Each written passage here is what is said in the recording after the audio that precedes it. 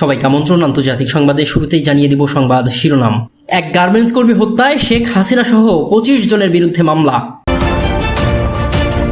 এরপর জানাবো বাংলাদেশকে আরো $7 বিলিয়ন ঋণ দেওয়ার অঙ্গীকার চীনের। আরও জানিয়ে দিব রোববার মেট্রো রেল চালুর ব্যাপারে আশাবাদী কর্তৃপক্ষ। আরও জানিয়ে দিব মক্সিপক্সে কঙ্গোতে মৃতের সংখ্যা বেড়ে 570 ছাড়িয়েছে। এরপরেই জানাবো গাজায় যুদ্ধ বন্ধের প্রতিশ্রুতি দিলেন বাইডেন।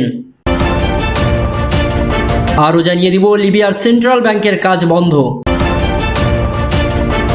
আর সর্বশেষ জানাবো আসন্ন নির্বাচনে ট্রাম্প হারবেন এমন মন্তব্যই করলেন জো বাইডেন। এতক্ষণ জানাচ্ছিলাম সংবাদ শিরোনাম, এবার থাকবে বিস্তারিত। তবে বিস্তারিত খবরে যাওয়ার আগে আপনাদের কাছে অনুরোধ, যারা এখন আমাদের ইউটিউব চ্যানেলটি সাবস্ক্রাইব করেননি দ্রুতই সাবস্ক্রাইব করে আমাদের পাশেই থাকুন। গার্মেন্টস কর্মী হত্যা, শেখ হাসিনা সহ কাদের সহ 25 জনের বিরুদ্ধে মামলা। কোটা সংস্কার আন্দোলনের সময় রাজধানীর আদাবরে ছাত্র জনতার মিছিলে গার্মেন্টস কর্মী সোহেল রানাকে গুলি করে হত্যার অভিযোগ সাবেক প্রধানমন্ত্রী শেখ হাসিনা সহ 25 জনকে আসামি করে মামলা দায়ের করা হয়েছে। মঙ্গলবার 20 আগস্ট নিহত সোহেলের ভাই ইব্রাহিম ঢাকার অতিরিক্ত চিফ মেট্রোপলিটন ম্যাজিস্ট্রেট সুলতান সোহাগউদ্দিন আদালতে এই মামলার আবেদন করেন। আদালত বাদীর জবানবন্দি গ্রহণ করে ঢাকার আদাবর থানা পুলিশকে মামলাটি এজাহার হিসেবে গ্রহণের আদেশ দেন। বাদীপক্ষের আইনজীবী SM ইব্রাহিম খালিল মামলার বিষয়টি নিশ্চিত করেছেন। এই মামলার উল্লেখযোগ্য আসামিরা হলেন সাবেক সেতুমন্ত্রী ও আওয়ামী লীগের সাধারণ সম্পাদক ওবায়দুল কাদের, ঢাকা দক্ষিণ সিটি কর্পোরেশনের সাবেক মেয়র শেখ ফজলেনুর তাপস, সাবেক স্বরাষ্ট্রমন্ত্রী মোহাম্মদ আসাদুজ্জামান খান কামাল, সাবেক আইজিপি চৌধুরী আব্দুল্লাহ আল মামুন, যুবলীগের চেয়ারম্যান শেখ ফজলে শামস পরশ, যুবলীগের সাধারণ সম্পাদক মাইনুল ইসলাম খান নিখিল, ছাত্রলীগের কেন্দ্রীয় কমিটির সভাপতি মোহাম্মদ সাদ্দাম হোসেন, সাধারণ সম্পাদক শেখ ওয়ালি আসিফ ইনান, সাবেক ডিবি প্রধান হারুনার রশিদ, সাবেক যুগ্ম কমিশনার বিপ্লব কুমার সরকার, সাবেক ডিএমপি কমিশনার হাবিবুর রহমান। মামলার এজাহারে বাদী উল্লেখ করেন ভিকটিম পেশায় একজন গার্মেন্টস কর্মী। দেশব্যাপী কোটা সংস্কার আন্দোলনের সময় আদাবর থানা এলাকায় ছাত্র জনতার আন্দোলন চলছিল। সে সময় স্বৈরশাসক এজেন্ডা বাস্তবায়নকারী পুলিশ, আওয়ামী লীগ, ছাত্রলীগ, যুবলীগ, স্বেচ্ছাসেবক লীগ সহ অন্যান্য সন্ত্রাসীরা তথা আসামিরা এলোপাতাড়ি গুলি করতে থাকেন। ভিকটিম সহ ঘটনাস্থলে আসামিদের গুলিতে একাধিক নিহত ও অনেকেই আহত হন। এ সময় গুলিবিদ্ধ হলে victim Sohel রানাকে Shaheed Suhrawardy medical college হাসপাতালে নিয়ে গেলে চিকিৎসক তাকে মৃত ঘোষণা করেন। মামলার অভিযোগে বাদী আরও অভিযোগ করেন হাসপাতালে চিকিৎসক সংকট ও পুলিশ না থাকায় হাজার হাজার আহত ও শত শত নিহত রোগীর মধ্যে ভিকটিম সোহেল রানার পোস্টমর্টেম করতে হাসপাতাল কর্তৃপক্ষ অপারগতা প্রকাশ করে। এদিকে বাংলাদেশকে আরো $7 বিলিয়ন ঋণ দেওয়ার অঙ্গীকার চীনের। আগের সরকারের ঋণের চাপ জাতির ঘাড়ে থাকায় এসব ঋণ নিয়ে সংকটে আছে অন্তর্বর্তীকালীন সরকার। তবে তা কাটিয়ে উঠতে ঋণদাতা দেশগুলোর সঙ্গে আলোচনা চলছে বলে জানিয়েছে অর্থ ও বাণিজ্য উপদেষ্টা ডক্টর সালেউদ্দিন আহমেদ। মঙ্গলবার 20 আগস্ট সকালে সচিবালয়ে চীনের রাষ্ট্রদূত এবং কানাডার রাষ্ট্রদূতের সঙ্গে আলাদা বৈঠক শেষে কথা জানান তিনি। উপদেষ্টা বলেন, চীন ও কানাডাকে অনুরোধ করা হয়েছে অন্তর্বর্তী সরকারকে সাপোর্ট দেওয়ার জন্য। তাদের সঙ্গে এই ব্যাপারে ইতিবাচক আলোচনা হয়েছে। চীনের ঋণ পরিশোধের সময়সীমা বাড়ানোর অনুরোধ করা হয়েছে বলেও জানান অর্থ ও বাণিজ্য উপদেষ্টা। বর্তমানে বাংলাদেশের কাছে চীনের $4 বিলিয়ন পাওনা আছে জানিয়ে সালেউদ্দিন আহমেদ বলেন, এখন বিভিন্ন প্রকল্পে বাংলাদেশকে চীন আরো $7 বিলিয়ন ঋণ দেবে বলে অঙ্গীকার করেছে। সাংবাদিকদের আরেক প্রশ্নের জবাবে অর্থ ও বাণিজ্য উপদেষ্টা বলেন, 1000 টাকার নোট বাতিল করার বর্তমানে কোনো পরিকল্পনা নেই এই সরকারের। এদিকে রোববার মেট্রো রেল চালুর ব্যাপারে আশাবাদী কর্তৃপক্ষ। কোটা সংস্কার আন্দোলনের সময় ক্ষতিগ্রস্ত হয়েছিল মেট্রো রেলের 2টি স্টেশন। এরপর সরকার পতনের পর জানা যায় 18 আগস্ট থেকেই ওই 2টি স্টেশন বাদে চালু হবে মেট্রো রেল। তবে পূর্ব নির্ধারিত সময়ে চালু করা সম্ভব হয়নি এটি। এখন বলা হচ্ছে আগামী রোববার অর্থাৎ 25 আগস্ট থেকে মেট্রো রেল চালুর ব্যাপারে আশাবাদী মেট্রো রেলের কর্তৃপক্ষ। মঙ্গলবার 20 আগস্ট মেট্রো রেলের কর্মচারীরা নিজ নিজ কাজে যোগদান করেছেন। সড়ক পরিবহন ও মহাসড়ক বিভাগের সিনিয়র সচিব মোহাম্মদ এহসানুল হক ঢাকার প্রেস ক্লাবের মেট্রো রেল স্টেশন পরিদর্শন করেন। এ সময় সচিব মেট্রো রেলের কর্মচারীদের সঙ্গে মেট্রো রেলের অতি দ্রুত চালুর বিষয়ে আলোচনা করেন এবং এই বিষয়ে প্রয়োজনীয় ব্যবস্থা নিতে নির্দেশ দেন। তবে মেট্রো রেল চালু হলেও মেরামত ও সংস্কারের প্রয়োজনীয়তা থাকায় আপাতত কাজীপাড়া ও মিরপুর 10-এর 2টি স্টেশনে কার্যক্রম বন্ধ থাকবে বলে তিনি জানান। পাশাপাশি সচিব এই 2টি স্টেশনের কার্যক্রম চালুর বিষয়ে প্রয়োজনীয় ব্যবস্থা নিতে বলেন। এ সময় মেট্রো রেলের ব্যবস্থাপনা পরিচালক MAN সিদ্দিক সহ মন্ত্রণালয়ের ঊর্ধ্বতন কর্মকর্তারা উপস্থিত ছিলেন।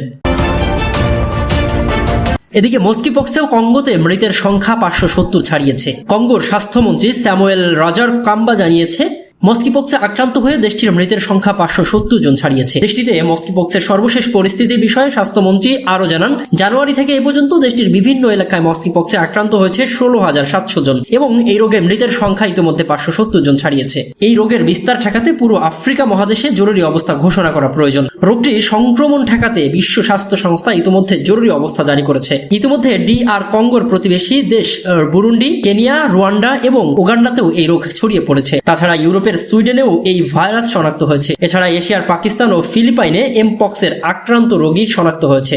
এদিকে এমপক্স আতঙ্কে ভারতের সকল বিমানবন্দরে সতর্কতা জারি করা হয়েছে। এছাড়া বাংলাদেশ ও পাকিস্তানের সঙ্গে ভারতের স্থল সীমান্তেও জারি করা হয়েছে সতর্কতা। বাংলাদেশও প্রধান বিমানবন্দর শাহজালাল আন্তর্জাতিক বিমানবন্দরে বিশেষ সতর্কতা জারি করেছে সংশ্লিষ্ট কর্তৃপক্ষ। এই রোগে আক্রান্ত প্রাথমিক লক্ষণগুলোর মধ্যে রয়েছে জ্বর, মাথা ব্যথা, ফোলা, পিঠে এবং পেশিতে ব্যথা। আক্রান্ত ব্যক্তির একবার জ্বর উঠলে গায়ে ফুসকুড়ি দেখা দিতে পারে। সাধারণত মুখ থেকে শুরু হয়ে পরে হাতের তালু এবং পায়ের তলদেশে শরীরের অন্যান্য অংশে তা ছড়িয়ে পড়ে।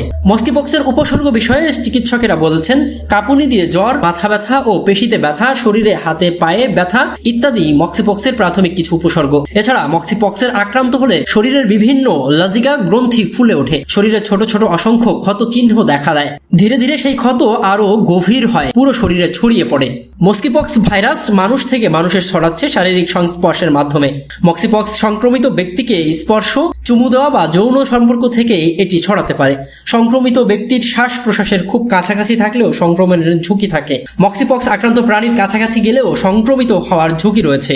সংক্রমিত ব্যক্তির ব্যবহার করা জিনিসপত্র থেকে ভাইরাস ছড়াতে পারে। সংক্রমণের 14 থেকে 21 দিনের মধ্যে এটি নিজে নিজেই ঠিক হয়ে যেতে পারে। এদিকে গাজায় যুদ্ধ বন্ধের প্রতিশ্রুতি দিলেন বাইডেন। যুক্তরাষ্ট্রের শিকাগোতে ডেমোক্রেটিক ন্যাশনাল কনভেনশনে মার্কিন প্রেসিডেন্ট হিসেবে শেষবারের মতো ভাষণ দিয়েছেন জো বাইডেন। এ সময় তাকে আবেগতাড়িত হয়ে কাঁদতে দেখা যায়। মঙ্গলবার দেওয়া ভাষণে তিনি বলেছেন, মার্কিনীদের গণতন্ত্রকে রক্ষা করতে হবে। সাবেক প্রেসিডেন্ট ও রিপাবলিকান প্রার্থী ডোনাল্ড ট্রাম্পকে নির্বাচনে পরাজিত করার এখনই উপযুক্ত সময়। বাইডেন যখন কথা বলতে ওঠেন তখন ডিএনসিতে যোগ দেওয়া দলের সমর্থকরা বলতে থাকেন, থ্যাংক ইউ বাইডেন। এ সময় তাদের হাতে বিভিন্ন ধরনের পোস্টার দেখা যায়, তাতে লেখা লাভ ইউ বাইডেন। কয়েক মিনিট ধরে চলে এই দলের কর্মীদের স্লোগান। এসব দেখে আবেগতাড়িত বাইডেন চোখের কোণে অশ্রু দেখা গেল। এরপর দলের কর্মীদের কাছে তার বিদায়ী ভাষণ শুরু করলেন বাইডেন। মাসখানেক আগেই বাইডেন ঘোষণা দিয়েছিলেন তিনি প্রেসিডেন্ট নির্বাচনের প্রার্থী হবেন না, তিনি চান কমলা হ্যারিস প্রার্থী হন। তারপর দলের এই সম্মেলন হচ্ছে। এই সম্মেলনের গুরুত্ব হলো দল যে একজন প্রার্থীকে সম্পূর্ণ সমর্থন জানাচ্ছে তাই দেখানো। সেজন্যই এই সম্মেলন ছিল গুরুত্বপূর্ণ। সেজন্যই বিদায় ভাষণ দিতে গিয়ে আবেগতাড়িত হয়ে পড়েন বাইডেন। এ সময় বাইডেন দেশের গণতন্ত্রের বিপদ সম্পর্কে সবাইকে সাবধান করে দিয়েছেন। তিনি বলেছেন, গণতন্ত্রের সামনে বিপদ স্পষ্ট। ট্রাম্প যখন প্রেসিডেন্ট ছিলেন তখন দক্ষিণপন্থীরা উৎসাহিত হয়েছিল বলে তিনি অভিযোগ করেন। বাইডেন বলেছেন, ট্রাম্প তো পুতিনের সামনে ঝুঁকে পড়েন, আমি কখনো তা করিনি, কমলা হ্যারিসও করবেন না। তার অভিযোগ, ট্রাম্প দেশের জন্য প্রাণ দেওয়া সেনারও অপমান করেছেন। শেষ ভাষণের সময় বাইডেন ফিলিস্তিন এবং ইসরায়েলের যুদ্ধ বন্ধেরও প্রতিশ্রুতি দিয়েছেন।